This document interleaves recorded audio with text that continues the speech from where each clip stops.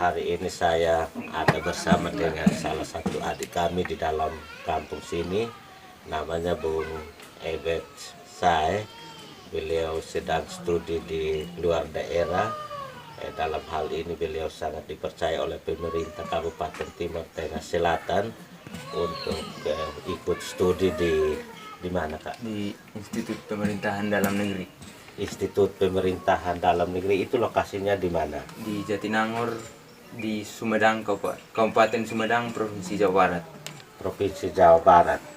Nah, kakak sudah berproses di kampus itu sudah berapa lama? Sudah 3 tahun 4 bulan. Sudah 3 tahun 4 bulan. Nah, kalau itu waktu normal untuk kita studi di situ biasanya berapa lama baru selesai? Biasanya 4 tahun. 4 tahun tepat.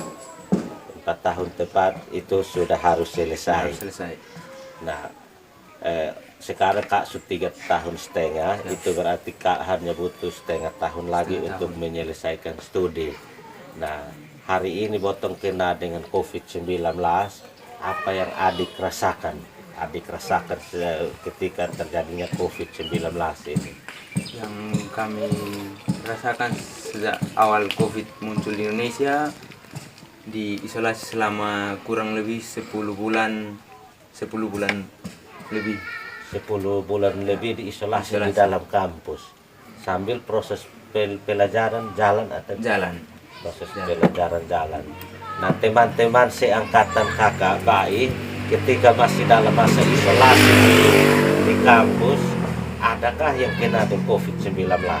Puji Tuhan, dari awal isolasi sampai kami dilepas cuti kemarin tidak ada yang kena. Puji Tuhan. Oh, kalau begitu bersyukur. Nah, Anda dilepas studi sudah berapa lama? Maksud cutinya sudah berapa lama? Kami dilepas cuti dari tanggal 6 Desember, jadi sekarang tanggal 22 Februari sudah 2 bulan lebih. Sudah 2 bulan lebih tidak bisa ke kampus. Tidak bisa. Nah, selama 2 bulan ini proses belajar mengajar ini seperti apa? Jadi kebetulan kami dilepas cuti ini untuk melaksanakan magang sekaligus penelitian di daerah asal pendaftaran masing-masing. Oh, jadi sekarang kakek ini sambil magang, sambil melakukan penelitian. Oh ya. Nah, kalau misalnya dalam perkembangan COVID ini semakin parah dan kita tidak bisa bertemu, lalu kemudian pembelajaran dilakukan menggunakan sistem online, bisa saja kakak Ebet sudah di sini. Kemungkinan besar wisudanya di sini. Nah, kakak Ebet cerita-cerita banyak orang yang takut masuk di Institut Pemerintahan Dalam Negeri. Di Kabupaten Timur Tengah Selatan saja, tentu orang-orang yang atau anak-anak yang lolos kuliah di Institut Pemerintahan Dalam Negeri bisa dihitung dengan jari. Nah, itu akibat apa? Ya, kalau menurut saya mungkin semua takut karena kekerasan. Dulu kan dibilangnya di IPDN banyak kekerasan, tapi ternyata di dalam tidak ada. Kekerasan. Ya. Biasanya ada kekerasan antara senior dan junior.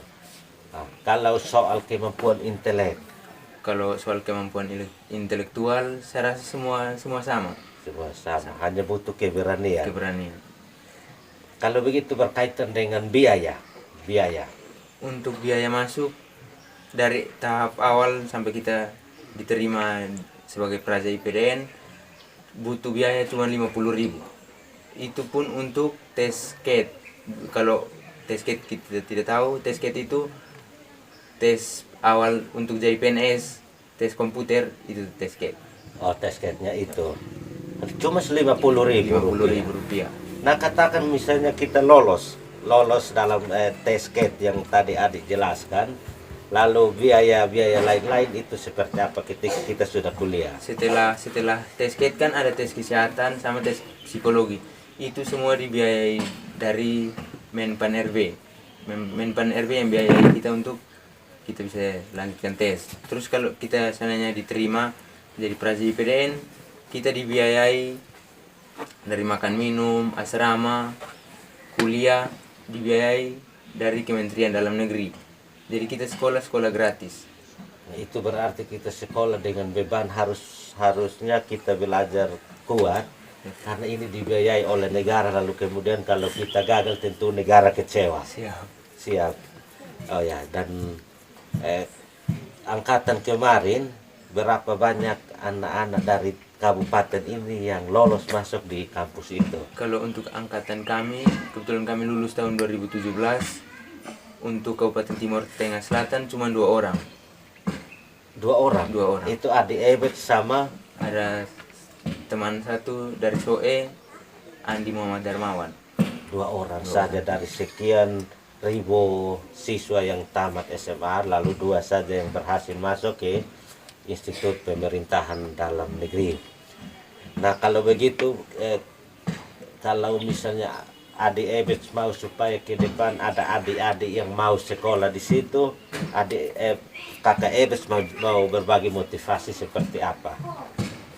Yang pertama, jangan takut untuk mencoba. Gagal itu biasa, yang luar biasanya itu coba dan terus coba. Amin. Cita-cita untuk ada di sekolah ini sudah ada sejak adik ada di SD, SMP, SMA, atau muncul ketika adik mau kuliah?